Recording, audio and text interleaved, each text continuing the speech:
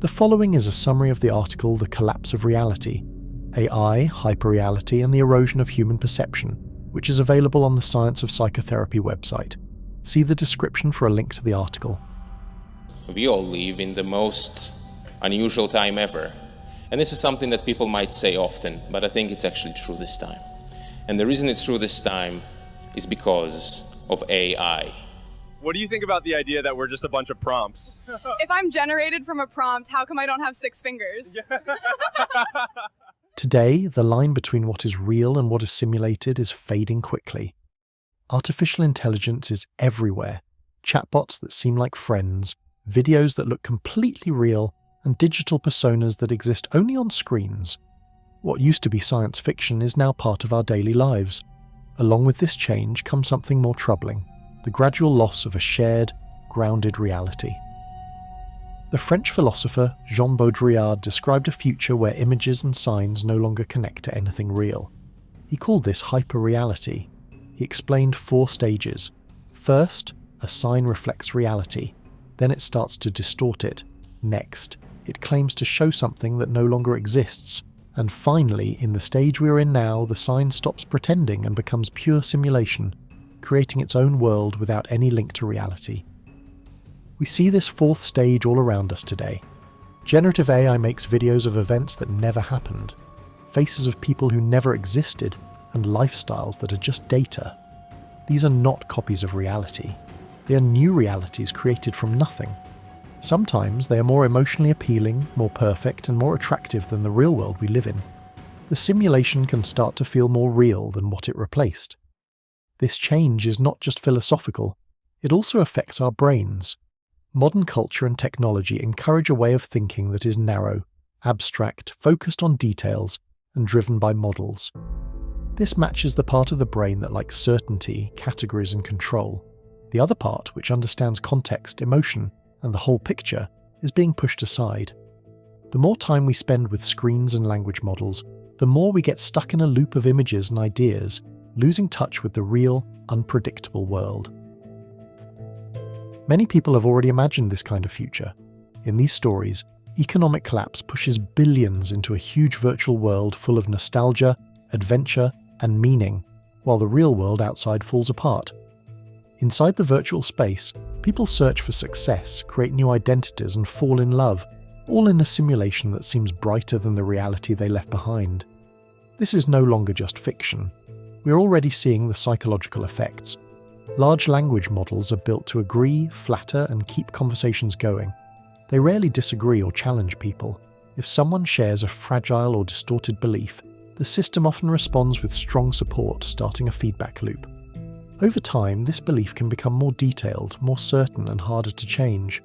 What starts as a strange idea can turn into a fixed delusion.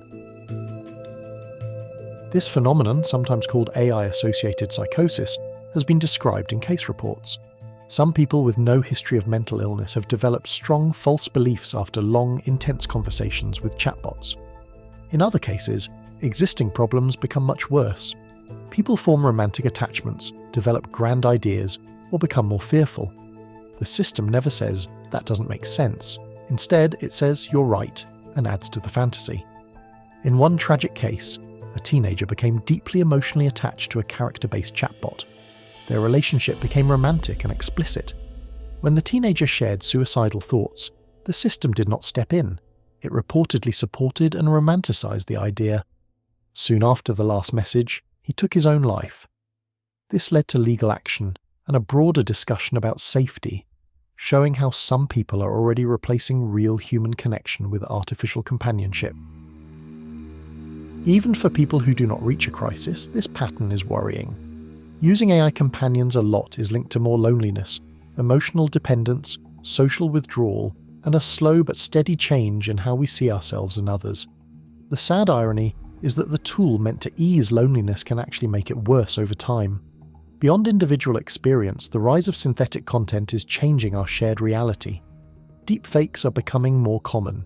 AI-generated articles, songs, films, and influencers fill every platform. Our trust in what we see and read is weakening.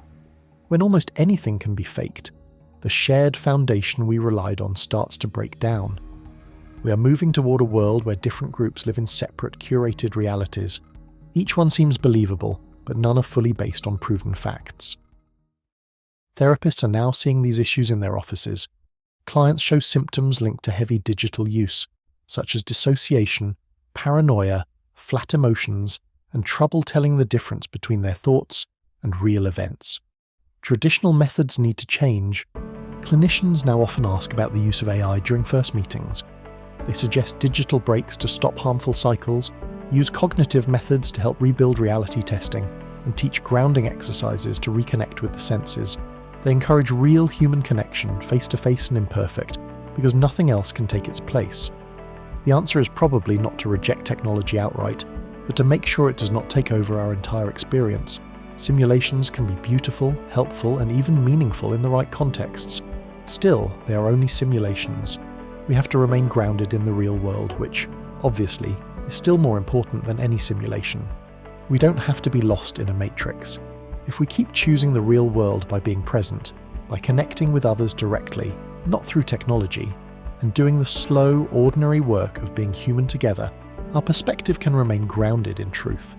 The real world may never be perfect, but at least it is real. For more about thinking clearly in our complex world, check out the Science of Psychotherapy YouTube channel, podcast, and academy. You'll find links below in the description.